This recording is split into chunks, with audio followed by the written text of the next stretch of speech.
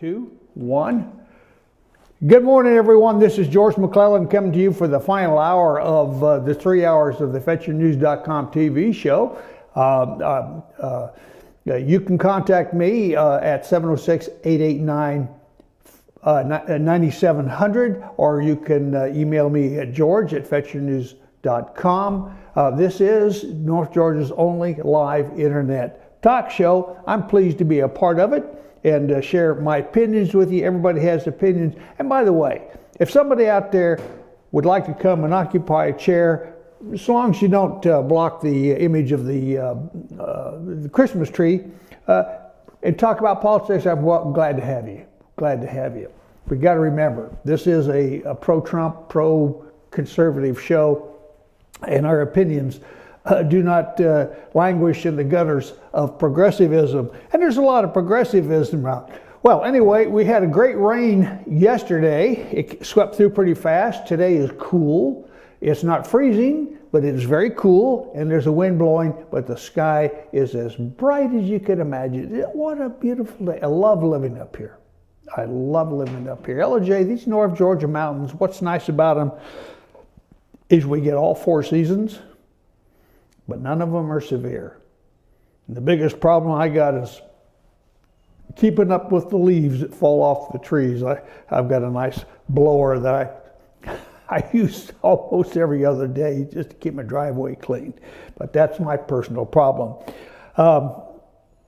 There's an interesting thing. Donald Trump, of course, talked with Chucky Schumer. Chucky Schumer, as Brian explained earlier, says don't even think about touching Obamacare or Dodd-Frank. Well, Chucky Schumer is whistling into the wind. However, the two of them did talk about that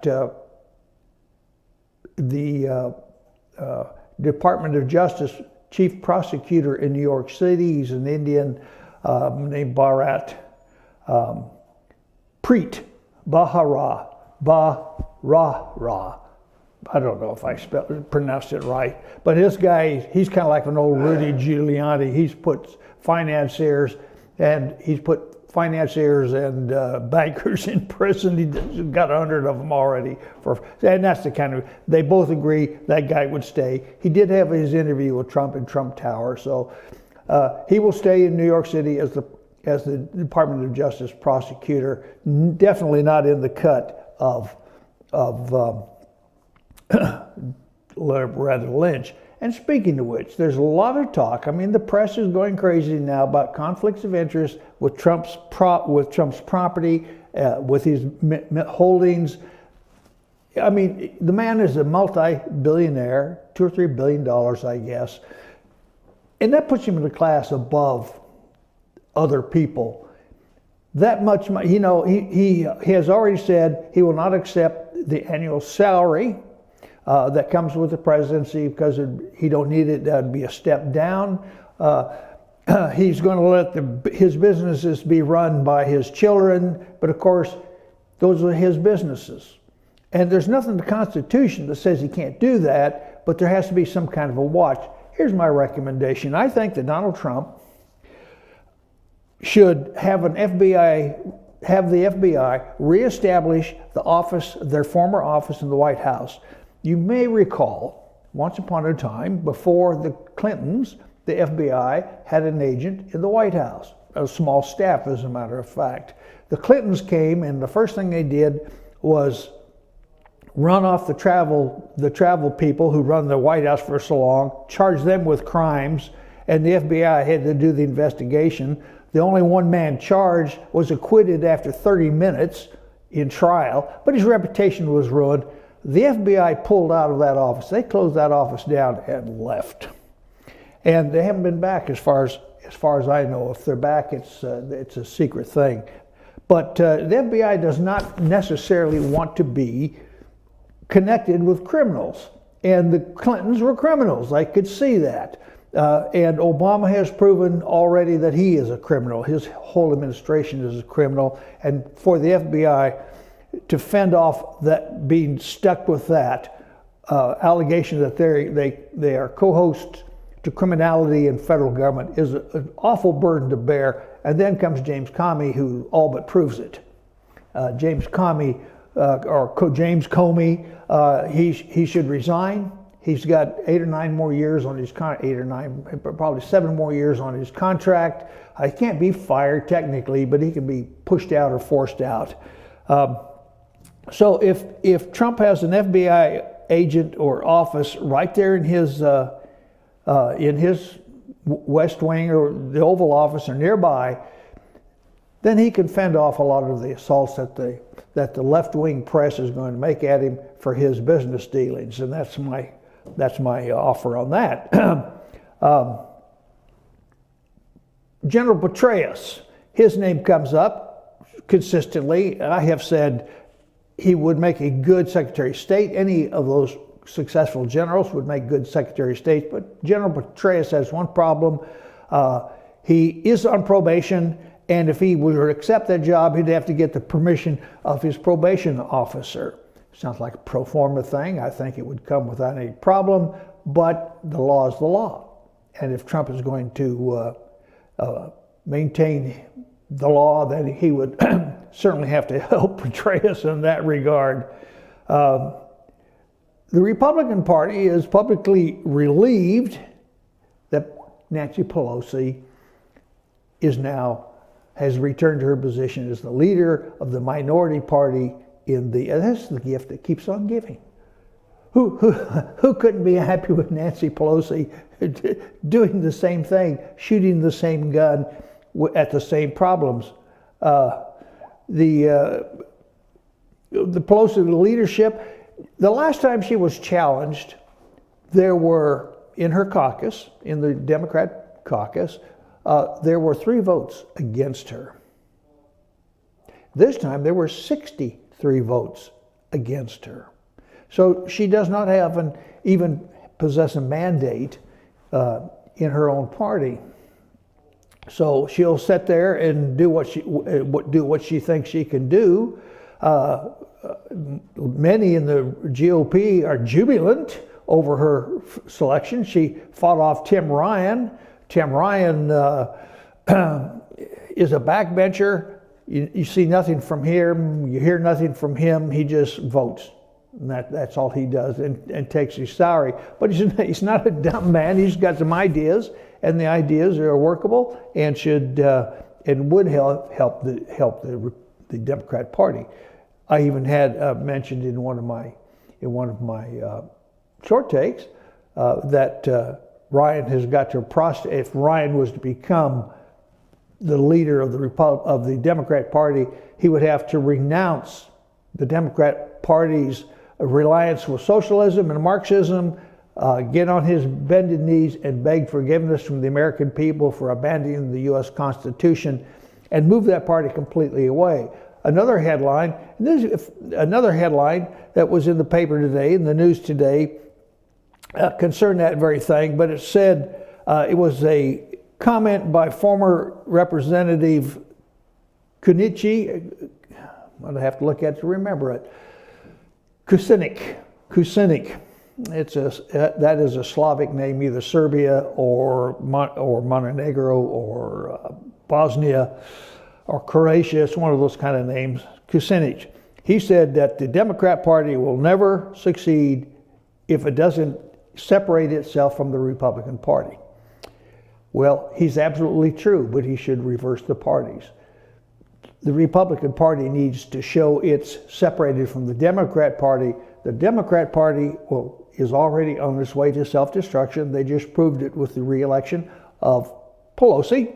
The Republican Party is on its way to renewal, but it's not the old elite Republican Party. It's the independent Republican Party. It's Donald Trump's independent Republican Party. Brings up other questions also are being posited in the news media today. Reince Priebus, the chairman of the National Republican Committee, has been elevated. He will leave the RNC job. He will be instrumental in picking who will replace him. But the whole committee, of the RNC, 168 members, will have to vote on the choice. There's some excellent choices there, but they have to be choices. One of the sticking points, and I say it's a sticking point, is a positive one, but it needs to be considered, it will be considered, is after the defeat of Romney, the RNC set about restructuring its databases. Who votes for what? Down to precincts. Down absolutely to precincts. Who votes what, when, where, how, and the age, everything that you need to know about voters in a precinct, who won, who lost. That database is far too valuable to squander. And so whoever takes over that job in the RNC as the chairman of the RNC absolutely must agree or understand the principle involved in that database. It's too important to forget. We didn't have it years ago. We have it now. It won. I have to say, somebody is taking credit for helping in the Republican Party for helping Trump win. That's crap. That's just complete nonsense. The RNC went out of its way, except for Reince Priebus. Reince Priebus, when he saw the way the die were rolling, he supported Trump and he stuck with Trump all the way, and he tried to bring the rest of the Republicans along. It was the old elites, the McCains and the Lindsays. Listen, Lindsay, he's out there running his mouth again about what Trump's not going to do and what he's going to fight against, that Trump is going to try to change. Retire that guy. Get him the hell out of there. We do not need that old kind of thinking. We've got to restore America's prosperity, its businesses, and I see it coming. I really do. It's coming. We're going to have, if once Dodd-Frank is eliminated, Fannie Mae and Freddie Mac, those are two agencies of the federal government that are going bankrupt. They're going bankrupt. And if they close them down, well, they have no business anymore. They have no business at all gauging mortgages. Mortgages and banking is a private thing between bankers who have money and people who want to borrow money. And where does the federal government get off getting involved in that? The federal government uses HUD, the Housing and Urban Development Organization, to screw up really screw up communities. They want to go into community where houses are $500,000, buy those houses, and put the poor in them. Well, all they're doing is just moving crime into a wealthy neighborhood that has no crime or minimum crime. They're going to be gunshots in the street. There's going to be drugs in houses. There's going to be prostitutes on street corners. That's what's coming. That's what Obama wants. I think that will be a dead deal. But anyway, congratulations to Nancy Pelosi. There's no one we'd rather have leading the House Democrats in a tweet. Oh, it's lovely. It's lovely.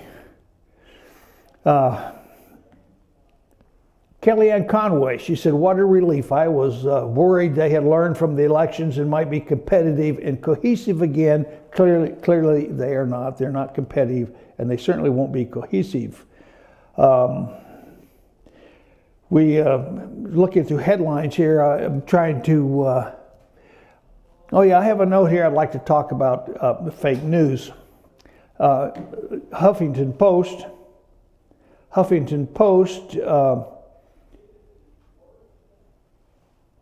let me see if I can find where it was. They have this story out here that said that Trump's election is really going to be dangerous and bad for schools. And then they proceed to tell why and the source of their information. They hear children in school now using the word pussy and the word a bitch, words that normally we don't use with our closest families, our wives, our girlfriends, certainly not with our children. And they complain that these words that Trump used are now being used in the classroom. I doubt that. I seriously doubt that. The only people I know who use the hoe and bitch are our black brothers, and they do it in their inner cities where they're exact. So they don't separate inner cities from other schools, but they're complaining. On top of which, the Department of Education, Obama's Department of Education, has introduced books into the curriculum about somebody has two fathers or who has two mothers. They glorify the homosexual community and say it's good for everybody. They introduce pedophilia to children, and they have even shown children how to use condoms.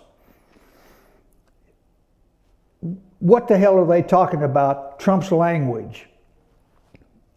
Those people, that's fake news. That's fake news, and it's all designed to alarm us. And where's the source of that fake news? Believe it or not, it comes from the Southern Poverty Leadership Center, SPLC, the group in Alabama, which is probably as dangerous as any group there ever was, because they promote rumors without substance.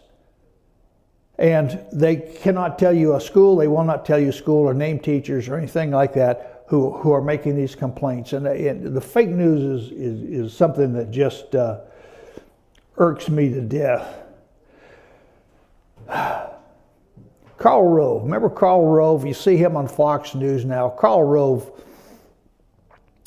is one of the elite Republicans, but only because his livelihood depends on promoting their program, the establishment Republicans, those that are now on their way out. Karl Rove, he was a top aide to George Bush, but he took the Pelosi step further. He's saying that the icing on the cake could come in March if liberal Representative Keith Ellison, Democrat from Minnesota, takes over chairman as the Democratic National Committee. I cannot believe that the Democrat Party would be so stupid as to believe that Keith Ellison could lead the Democratic Party. Keith Ellison is a Muslim. Keith Ellison has so much baggage hanging around him just on that fact alone that that would be the Democrat Party announcing to the world, well, we're done, we're finished, and we're not coming back. They're going to have a new party. Now, all the elements for a new political party on the left are there. They haven't gone away. The name's going to have to change. The players are going to have to change, but they're going to have to win people's votes and their people's confidence. So, Washington Post tells us that Trump has mapped out his plan for tax cuts for the middle class. He wants to reestablish the middle class. But the middle class, including this group right here, this Fetcher News TV, ain't going to go anywhere unless we make some money. So I'll see you on the other side of this commercial break.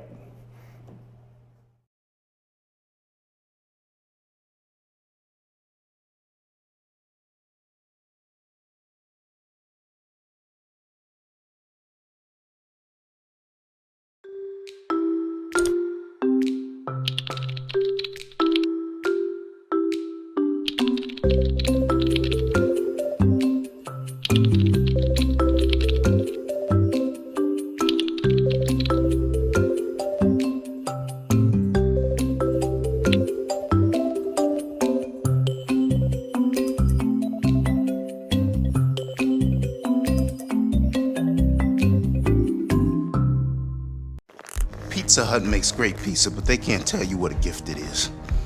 I can. They took a grilled cheese and combined it with stuffed crust pizza. To think, I almost wasn't here to try it. How did you? It's not important, Jan. What's important is that I watched the sunrise this morning. Then I got to stand in a room filled with this pizza. And later I'll stare at the ocean. Or maybe I'll learn Russian. Or listen to jazz. Or try my hand at needlework. Or open a door for a beautiful woman. Or read a human interest story, or make dessert wine. Or ride a wild horse. Or experiment with watercolors. Eat every slice like it's your last. Especially you, Doug. Especially Doug, right? You care about Doug. The grilled cheese stuffed crust pizza. Proof that no one outpieces the Hut. Circuit World, brand name merchandise at unbelievably low prices. Furniture, appliances, and electronics. Circuit World is locally owned and operated, serving the tri-state area.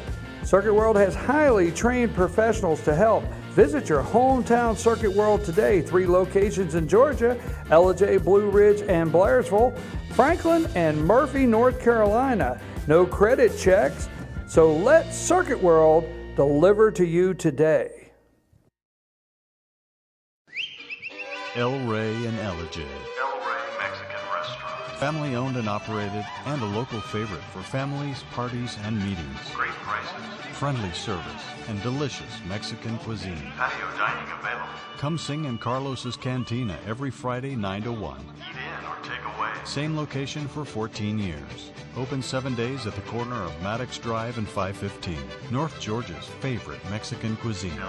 El Rey and Ellijay.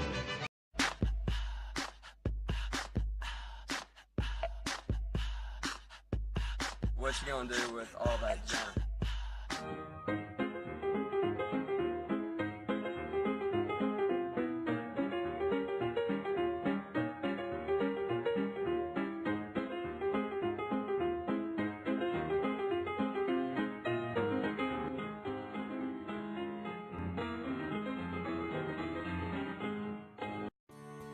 North Georgia Diamond is your source for diamonds. Come on in to view the area's largest selection of fine jewelry at North Georgia Diamond.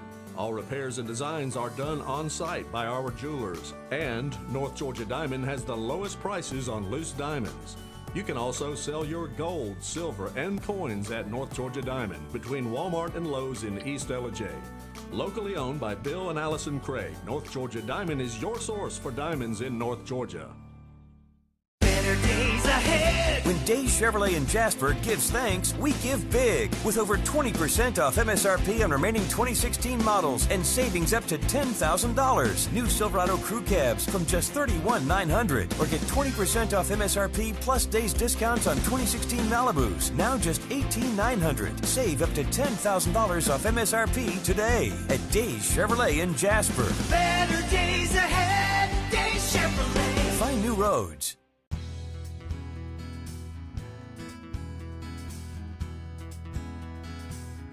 Hello, my name is Chad Watkins. I'm the manager at Larry's Body Shop.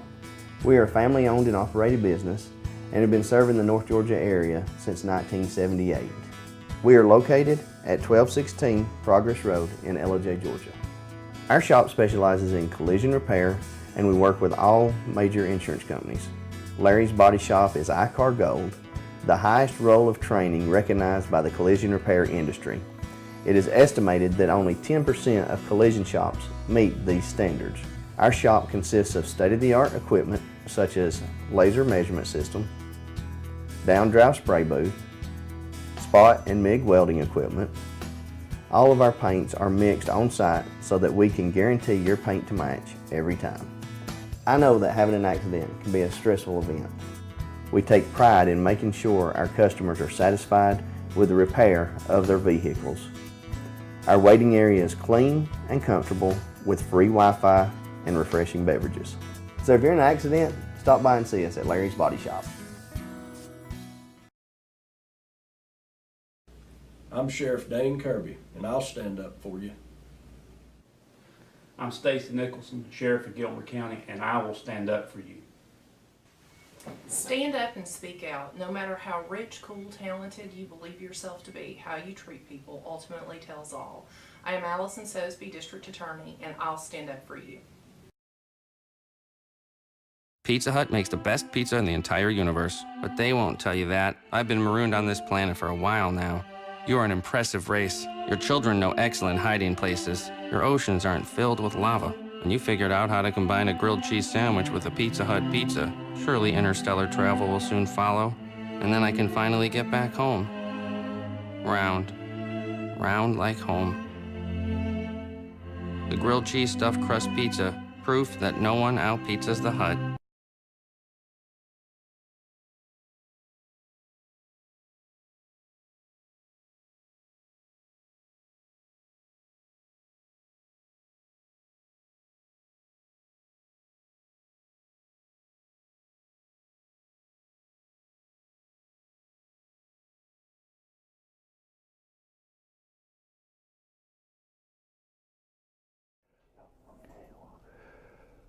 Well, welcome back. This is George McClellan at FetcherNews.com, North Georgia's only live internet talk show. I can be reached at 706-889-9700 or George at FetcherNews.com. And we were talking about the changes in political dynamics of the Democrat Party as well as what's happening in the Republican Party. And then I left you at last talk about Trump's strategy to get our economy going again. And basically what he's saying is he would overhaul the tax code, rethink trade agreements, and we know these, he's already told us that, and directly negotiate with major corporations. We've already seen it happen with the Carrier company, air conditioning company in Indiana. So there we have an example, and already they're lauding to death. He's not even president yet, but he's already saved 1,000 jobs. Important to this effort is his nominee, Steve Mnuchin, for Treasury Secretary. And he rejected the idea, or he rejected complaints that Trump's tax program would benefit mainly the wealthy. The left always uses that. It benefits the wealthy. Well, of course it benefits the wealthy. And it benefits them because the wealthy spends money, hires people, and then other people loan money to the wealthy, so they get a benefit in stocks and bonds. But the left doesn't see that. They don't want you to understand that. You want to make some money, but you don't want to go out and hammer and dig and all of that. If you have some money, invest it in some stocks and bonds. Do it smartly, because it's a gamble. It's not a gamble. It's a risk. But life is a risk. Life is a risk. So they're trying to tell you that. But Mnuchin claims that Trump's tax program would benefit mainly the wealthy, instead highlighting plans for a child care tax credit and a middle class tax credit. When two members of the family has to have two jobs, one because Obama's Obamacare has eliminated the hours necessary for a full-time job, so therefore you have to have a part-time job, and your husband or your wife does as well, then the middle class is under pressure and under severe pressure and will eventually disappear. That shouldn't be. That should not be the way. So this will be a big tax cut for the middle class. A tax cut for the middle class. And if he brings all this money back from overseas, these companies who went overseas and are not paying taxes, or they got this big pool of money, he brings it back by giving them tax breaks as well.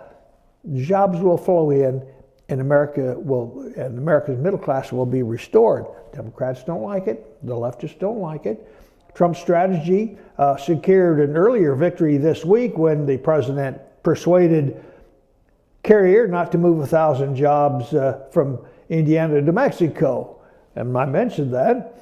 The negotiation was an unusual move for a modern president. I don't think so. A lot of presidents have picked up the phone, but what's unusual and modern is that we have more ways of doing it. We have more ways to do it. He doesn't have to sit at his desk to pick up a phone. He's got it in his pocket. So direct intervention would be an important tool, and it will be an important tool for Donald Trump. It starts with an attitude of this administration, Mnuchin said Wednesday on CNBC. This president and vice president-elect is going to have open communication with business leaders. Whoa, what about that? Instead of the government picking winners and losers, like Obama has done, promoting the green energy debacle that is eating up birds and frying them in flight with all this. I mean, the stuff works, but it still doesn't work good. It's certainly not enough to overtake oil, fossil fuels. Mnuchin and Trump's pick for Commerce Secretary Wilbur Ross, he's older than I am, but man, what a smart guy, called for moving away from broad multinational free trade agreements that have shaped the global economy over past generations in favor of bilateral deals.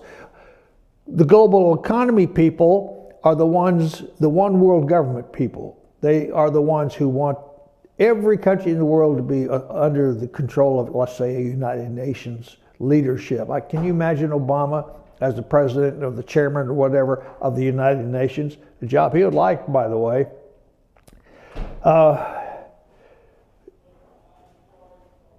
To move away from free trade agreements that have shaped the global economy over the past generation in favor of bilateral deals. But they stopped short of embracing Trump's most heated election rhetoric, calling for double-digit tariffs on imports from China and Mexico. That's a smart move.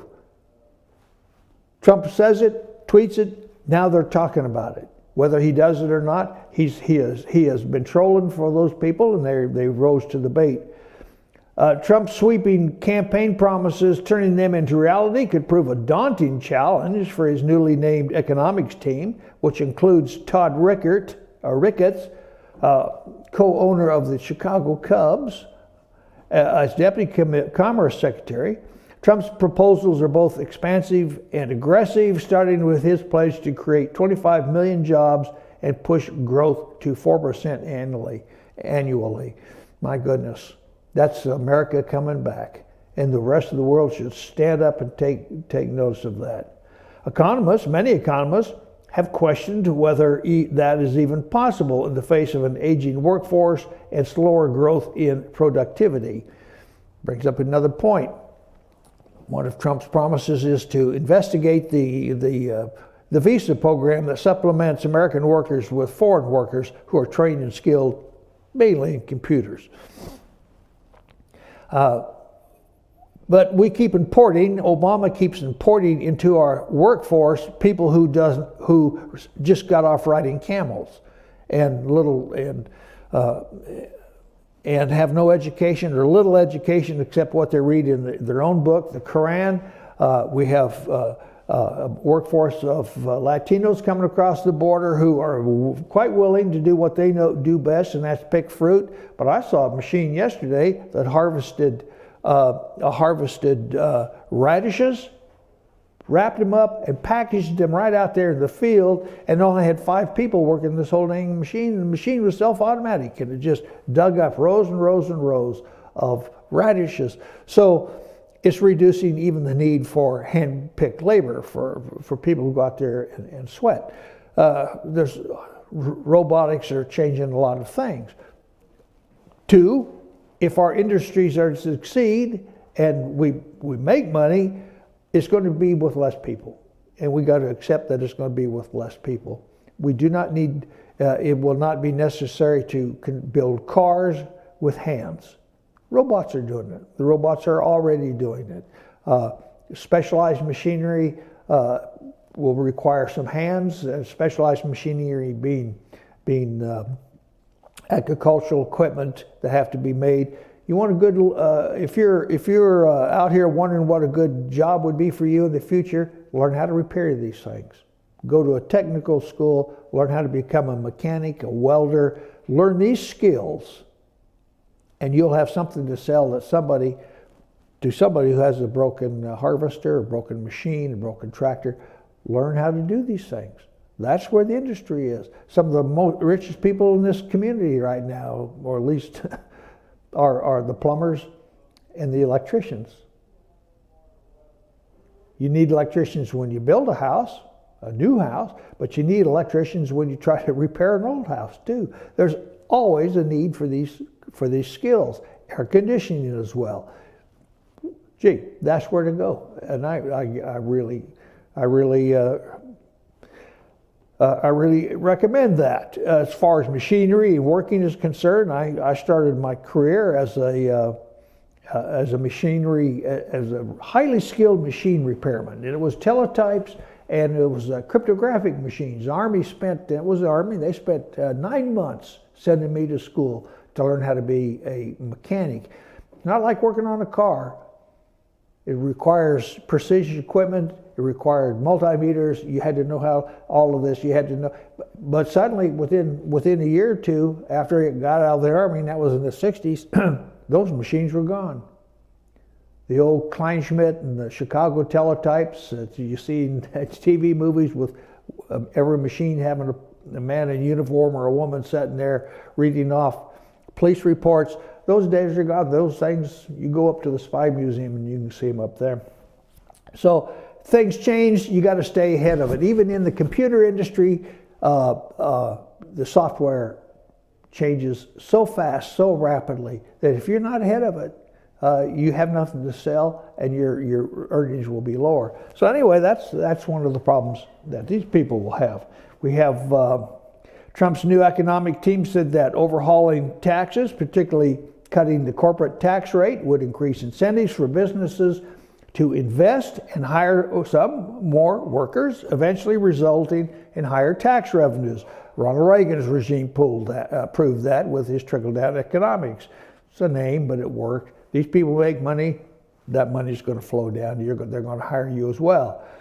An analysis by the Independent Tax Foundation estimated that Trump's plan would cost at least $2.6 trillion over the next decade, even after accounting for stronger growth. That's just somebody's guess. That is a wag, what we call a wag. They use figures, but one man's figures is another man's lies.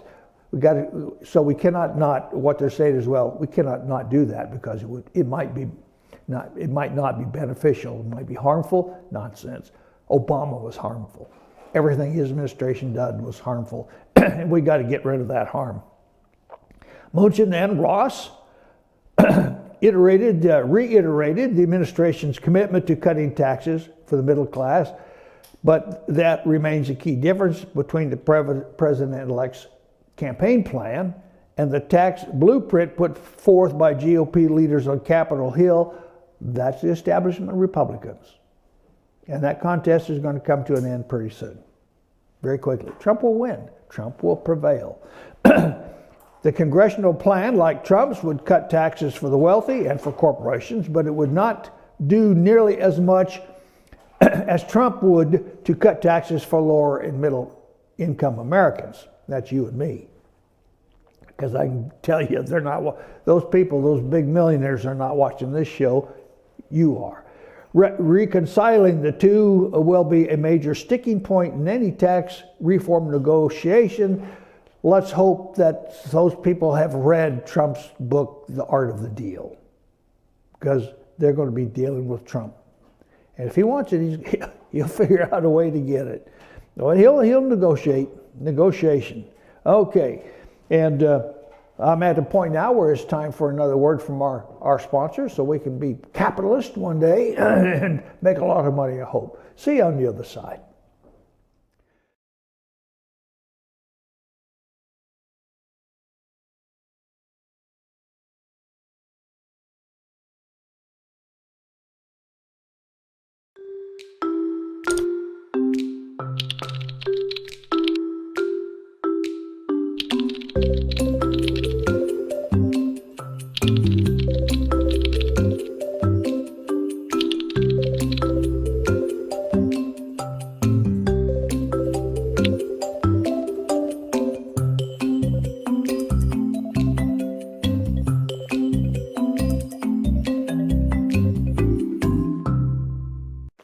Pizza Hut makes great pizza, but they can't tell you what a gift it is. I can.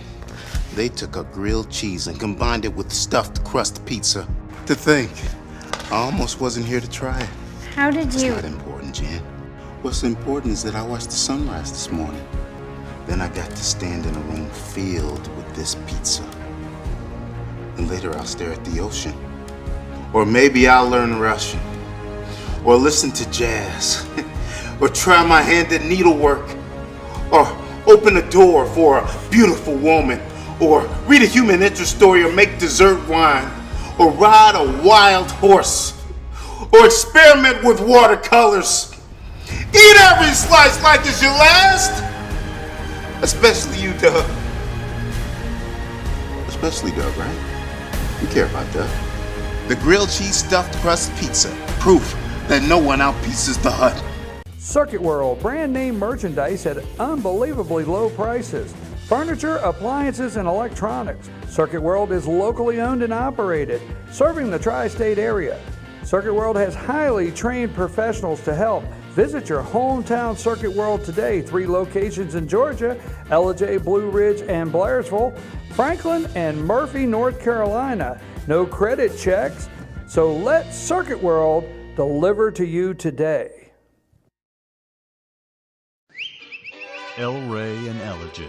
El Rey Mexican Restaurant. Family owned and operated and a local favorite for families, parties, and meetings. Great prices. Friendly service and delicious Mexican cuisine. Patio dining available. Come sing in Carlos's Cantina every Friday 9 to 1. Eat in or take away. Same location for 14 years. Open 7 days at the corner of Maddox Drive and 515. North Georgia's favorite Mexican cuisine. El Rey and Ellijay.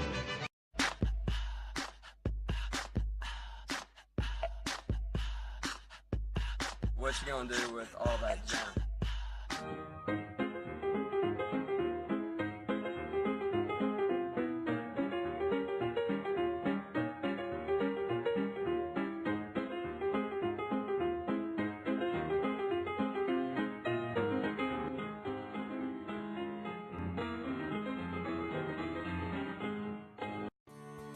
North Georgia Diamond is your source for diamonds. Come on in to view the area's largest selection of fine jewelry at North Georgia Diamond.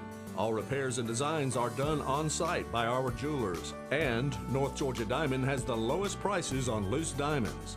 You can also sell your gold, silver, and coins at North Georgia Diamond between Walmart and Lowe's in East Ellijay. Locally owned by Bill and Allison Craig, North Georgia Diamond is your source for diamonds in North Georgia. Days ahead. When Days Chevrolet in Jasper gives thanks, we give big. With over 20% off MSRP on remaining 2016 models and savings up to $10,000. New Silverado Crew Cabs from just $31,900. Or get 20% off MSRP plus days discounts on 2016 Malibus. Now just $18,900. Save up to $10,000 off MSRP today at Days Chevrolet in Jasper. Better days ahead. Days Chevrolet. Find new roads.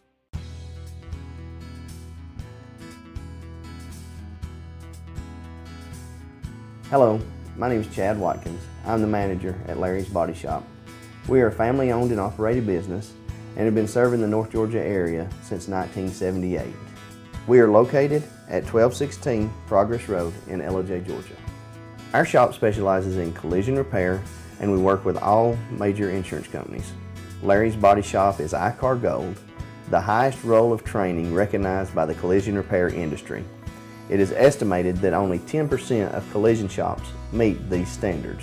Our shop consists of state-of-the-art equipment such as laser measurement system, down-drive spray booth, spot and MIG welding equipment. All of our paints are mixed on site so that we can guarantee your paint to match every time. I know that having an accident can be a stressful event. We take pride in making sure our customers are satisfied with the repair of their vehicles. Our waiting area is clean and comfortable with free Wi-Fi and refreshing beverages. So if you're in an accident, stop by and see us at Larry's Body Shop. I'm Sheriff Dane Kirby, and I'll stand up for you. I'm Stacy Nicholson, Sheriff of Gilmer County, and I will stand up for you. Stand up and speak out. No matter how rich, cool, talented you believe yourself to be, how you treat people ultimately tells all. I am Allison Sosby, District Attorney, and I'll stand up for you. Pizza Hut makes the best pizza in the entire universe, but they won't tell you that. I've been marooned on this planet for a while now. You are an impressive race. Your children know excellent hiding places. Your oceans aren't filled with lava. And you figured out how to combine a grilled cheese sandwich with a Pizza Hut pizza. Surely interstellar travel will soon follow. And then I can finally get back home. Round. Round like home. The grilled cheese stuffed crust pizza. Proof that no one out-pizzas the Hut.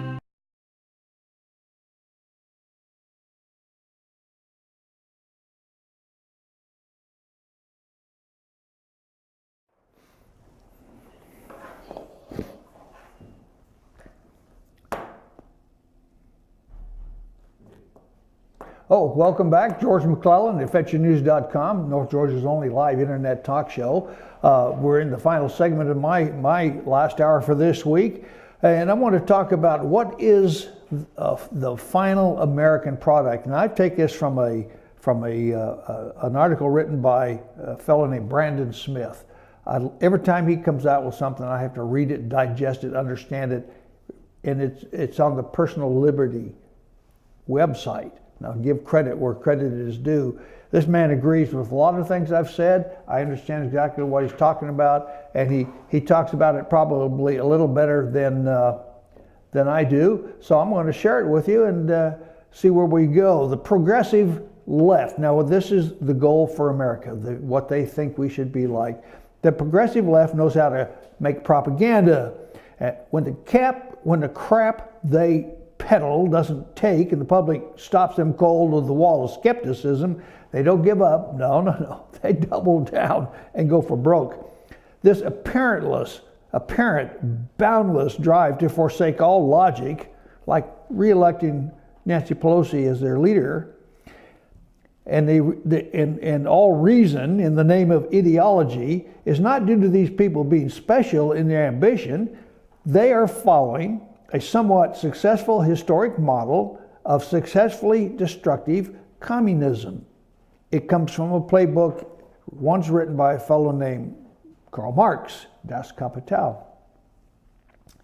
With Trump on his way to the White House and a Republican majority in Congress and the Senate, the leftists who have long been accustomed to dominating the public narrative through the mainstream media now find themselves without any leverage. They must now resort to ankle biting with efforts like the fake news designed to undermine the alternative media. Well, this will fail. We're getting smarter out there. It's far too late for the mainstream media to gain back any social capital, and they have to adapt or die.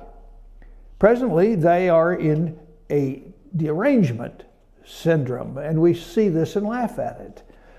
With this avenue closing for the left, the next stage will be subversion at a more localized level, working to provoke marginalized groups into taking extreme action in order to elicit a negative and totalitarian response from conservatives.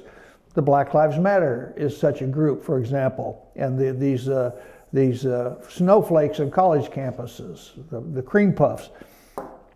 The history of communist insurgencies is already an open book. We know how they work, we know what they do, we know their battle plan. And the one simple reality that consistently stands out is that whenever a communist movement exists, war follows. They claim to be peaceful in their aims and methods. They even claim to want what is best for society. But when these movements are denied access to their social evolution, they always revert to violence. And we see it on our city streets today, including, I might add, the assassination of police officers. The primary reason is that they really do believe that they, at their very core, that their ideal is the only ideal. They see themselves as heroes, awakening to a worldview that the rest of us are incapable of comprehending. In their minds, anyone seeking to obstruct them is either dangerously ignorant or a fascist, hell-bent on sabotaging humanity's natural progression into the leftist utopia. Well, the leftist utopia is in fact fascist itself. And you have to understand the difference between fascism, socialism, communism. The difference is so minuscule that it's hardly worth noting, but it should be, you should know it. I'll tell you that one day. Therefore, any and all actions are justified on their part. They are fighting evil. And conservatives like us are the physical manifestations of that evil. We are the supervillains that must be destroyed at all costs in this leftist fantasy world. And I talked about fantasies yesterday. Order out of chaos, the defeat of the left will be costly. When these people do not get what they want, when they realize that their propaganda methods are not effective, they will invariably and inevitably turn toward militancy and aggressive mob action. Now, the teacher strikes, the hamburger worker strikes for minimum wage, good examples of what I'm talking about. Zealots are infinitely capable of moral relativity. They are monsters in people suits, just waiting to be unleashed, but made even more dangerous by their self-image as guardians. There is nothing worse than a psychopath with a desperate desire to nurture you. Great line. The elites are the root cause of the threat, but what draws all the crazy leftists to the elites hide behind that the elites hide behind and exploit? We'll have to deal with them at some point through our reaction, though our reaction must be measured, lest we risk falling into the paradigm trap that the elites have constructed for us. In other words, oh, we're fascists because we have reacted against peaceful demonstrators, that type of thing. Here's the reality. When a movement like the social justice cult reverts to zealotry, there's nothing that can be done to persuade them otherwise. Some will leave the movement behind, but the majority will refuse to acknowledge that their ideology has failed to sway the masses, or that this might be due to the fact that their ideology is highly flawed. They will seek instead to force us into compliance. This ensures that an eventual conflict will be violent. Even to this day, Obama is blaming everything but himself. He's blamed Hillary's campaign for failing him. He's blamed the voters for failing him. He is the center of everything, and he has no acceptance. He will never agree that he could have been responsible. Today, conservatives appear to hold the key to the Leviathan that is government. We will be tempted to swing the cannons of the bureaucratic battleship towards our foes, but big government will always result in evil, no matter who is holding it. Good people will think they can resist abuse and abusing the government, and that they will use its incredible power to help others. But alas, power corrupts, and absolute power corrupts absolutely, and they will fall into the darkness like everyone else before them. Well, what is the solution? Conservatives must face the leftist extremists on equal ground.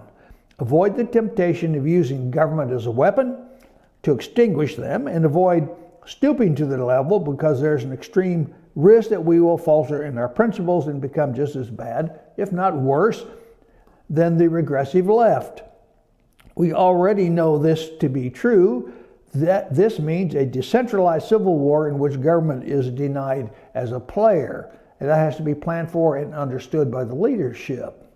And I have said often that you never argue with an idiot, because they'll drag you down to their level and then beat you to death with experience. As long as conservatives refuse to wield government as a sword, we will win against all our enemies. The minute we embrace doubt and beg government to aid us in our fight, we will be co-opted and we will be assimilated by the elites.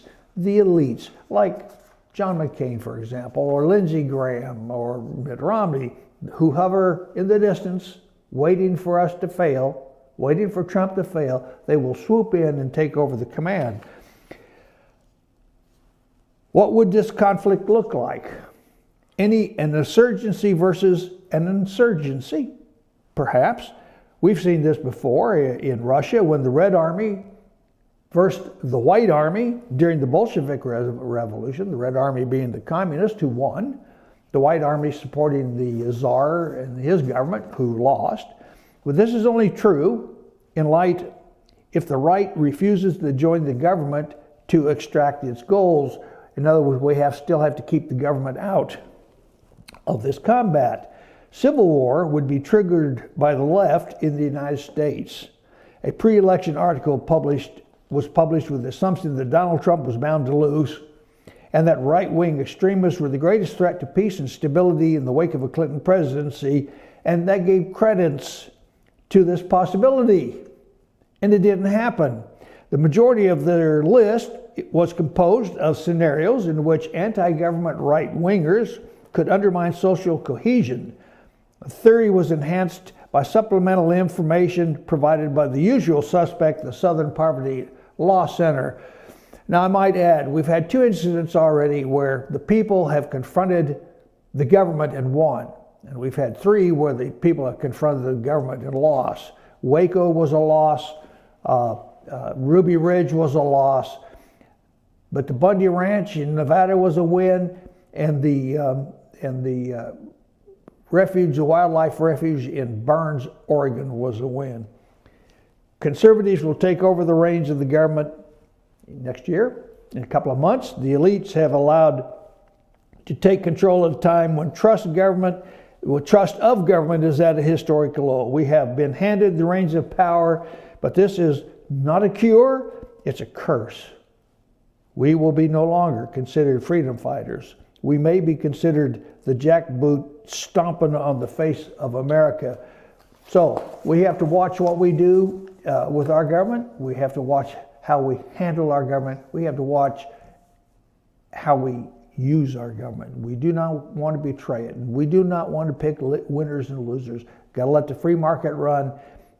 When success in government takes over everything, then success in politics will follow. People will be happy, and we can keep those other people in the dirt. And this is George McClellan at the end of my hour, at the end of my week. I'll see you Monday morning at 10 o'clock, and I hope you have a good weekend. Maybe rain on Sunday. That's what they're promising, but right now it's a beautiful day. Don't waste it. Good day.